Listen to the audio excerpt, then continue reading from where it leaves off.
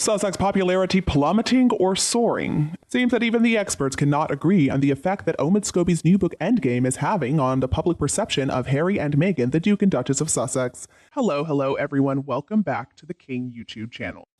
Folks, today I'm going to share with you a couple of articles, and I found these articles so interesting because they basically contradict one another.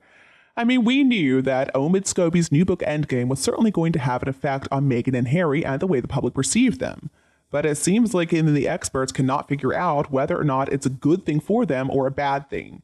Now, personally, I expect it's going to turn out to be a bad thing in the end. I mean, how could this be a good thing for Meghan and Harry? They've already made a living off trashing Harry's family, and this book does more of the same. Most critics are also completely trashing Scooby-Doo's new book, so I don't think it's going to help Meghan and Harry in the long run, but anyway, let's hear what the experts have to say.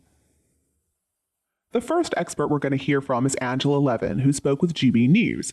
They're running an article with the headline, Meghan Markle might be dropped by talent agency over Omid Scobie's new book. When it comes to analyzing news about the royal family, Angela Levin knows what she's doing. I usually trust her opinion completely. She, like us, has been very critical of Meghan and Harry's behavior over the past few years, and she claims that Meghan could easily be dropped by her talent agency as a result of Endgame.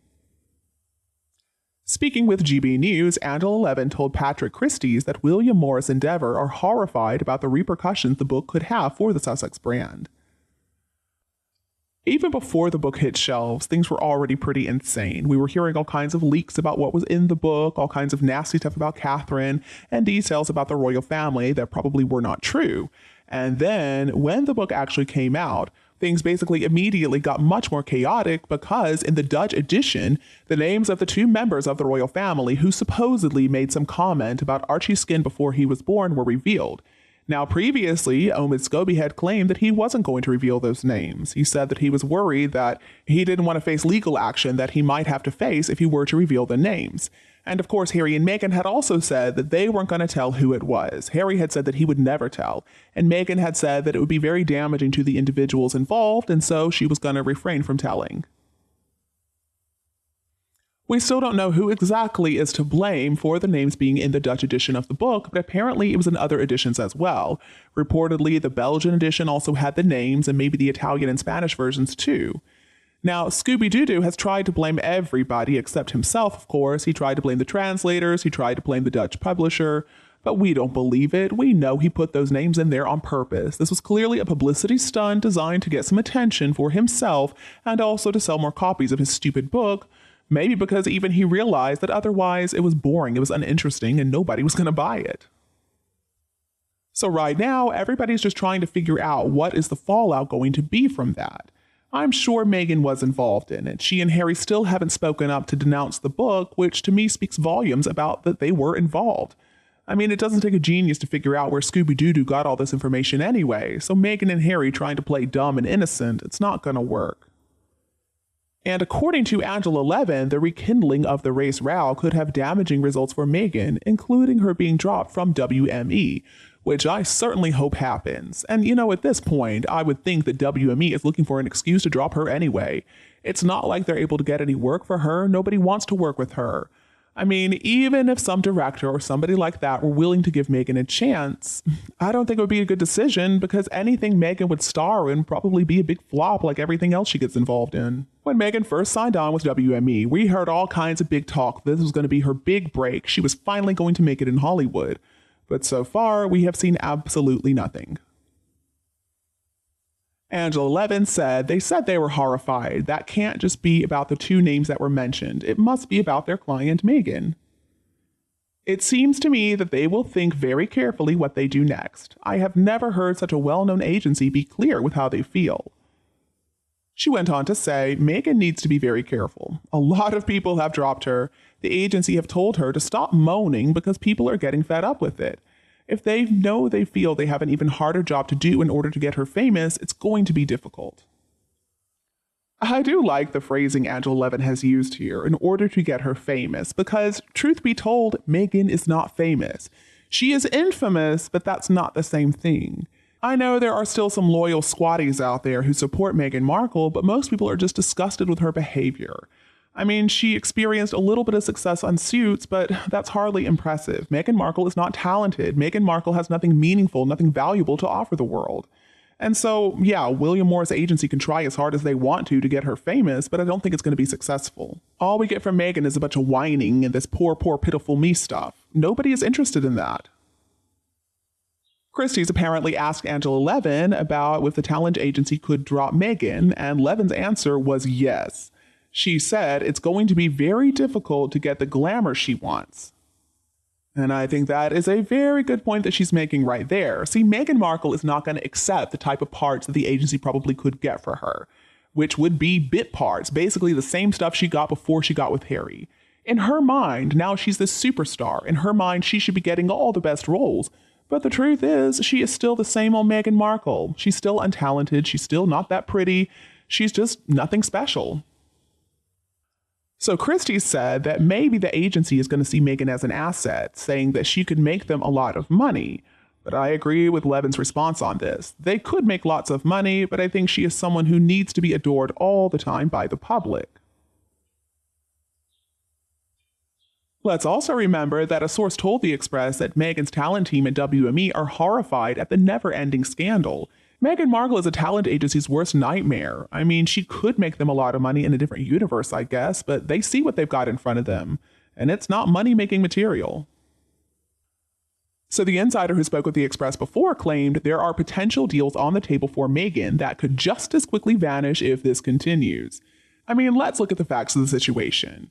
Right now, signing on Meghan for anything would be a risky move by any company. There is nothing that she could be a surefire success in.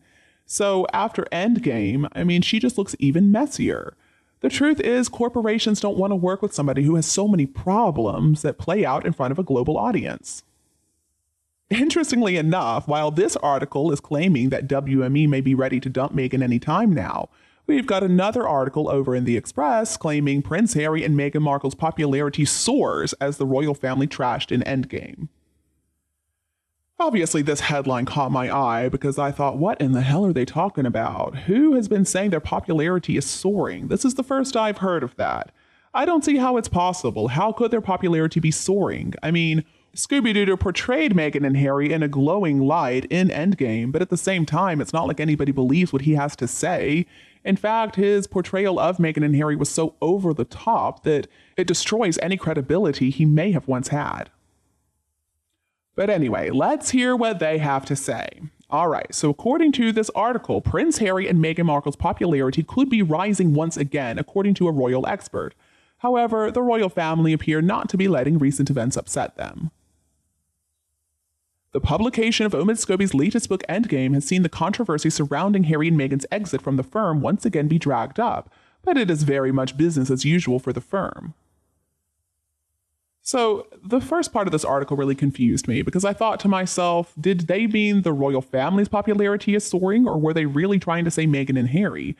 Sure, the royal family is doing fine throughout this. I know behind closed doors, there are some talks happening, but in public, they are putting on a united front and they're not letting it get to them. Bravo, royal family. This is what they do best.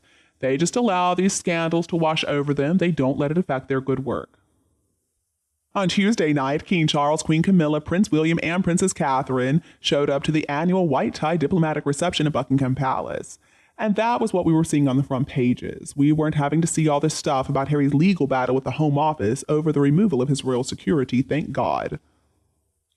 One royal commentator speaking on GB News has said that it's interesting that the media decided not to cover Harry and his legal problems, adding that you wouldn't know there was anything wrong in the family in the photos taken from that event. The expert, Ms. Hodgson, said, I actually think their popularity, she was talking about Meghan and Harry here, she said, I actually think their popularity is in the ascendant again, and I think it's a very tricky time for Harry because he has completely lost favor with the British media. Honestly, though, I don't understand what she's talking about. Where is she getting this information that their popularity is in the ascendant again? Does she have some kind of crystal ball? Does she know something we don't know? Because I haven't seen anything that makes me believe that Meghan and Harry are becoming more popular after Endgame. Since Scooby-Doo's book has come out, Meghan and Harry haven't said a thing about the whole race row that has been brought up again. Meghan was papped in a parking lot a couple of days ago, and Harry's lawyers are fighting a legal battle on his behalf in the UK. But I don't see how that suggests that their popularity is ascending.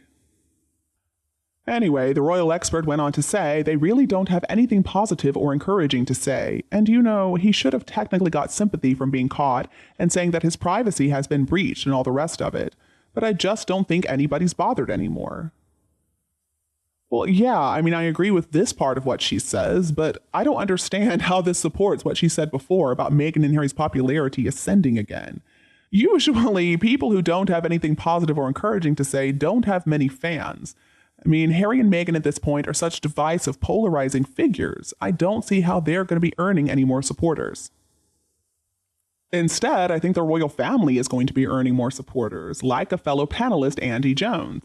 He came out in fierce defense of the firm, who are upholding their famous never complain, never explain mantra, according to the Express. So Mr. Jones said, I used to be a little bit on the fence about the royals. And the more the British royal family, the ones that have stayed, get attacked, the more defensive I am.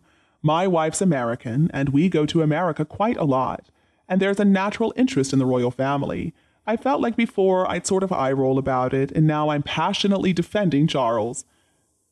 He went on to say, I'm passionately defending Kate and William. I'm amazed at the words coming out of my mouth, not just on this show, and I really feel fervently proud of them. I think this is a very interesting point that Andy Jones is making. I think for many Brits, the royal family is like their own family. They can say whatever they want to about them, they can trash them all they want, they can talk bad about them and point out the problems. But when it comes to somebody else viciously attacking them like Scooby-Doo has, or like Meghan and Harry have done time and time again in the past, they're going to stand up for them. I think Meghan and Harry being so petty, just so vicious, it only makes the royal family look more dignified and more honorable and more respectable. A lot of people have admiration for the way they're handling this whole mess. They are handling with such grace. I don't think I could do that, and probably none of us could. There's also the fact that on Tuesday, Harry's 3-day hearing over the battle with the Home Office started. He is challenging the current security arrangements for his family. Of course, back in February of 2020, the Executive Committee for the Protection of Royalty and Public Figures, aka RAVEC, decided that Harry and his little family were not going to be getting the same degree of security when traveling to the UK as other royals. That was, of course, after Meghan and Harry announced that they wanted to step down as working members of the firm. Well, Harry and Meghan were just shocked and appalled to hear that they were not going to be able to have their cake and eat it too, so Harry decided he needed to file suit. He's claiming that he does need the same security as all the other royals just because he is the son of the king. And last July, Harry did win the right to partially challenge the High Court's ruling not to give him automatic police protection. His lawyer successfully made the point that the decision was invalid thanks to procedural unfairness. This little court case, though, is also costing the British taxpayers a lot of money. I've read reports recently that in total it's probably going to come to about £1 million. And that is not money the taxpayers have to waste right now on Harry being a brat in court. Right now there is a very real cost of living crisis in the UK and other countries as well. That kind of money needs to be spent on the people. It doesn't need to be spent on this petulant prince. Over the next few days and weeks and months, I'm sure we're going to continue to hear plenty about what effect Endgame is having on the lives of Harry and Meghan.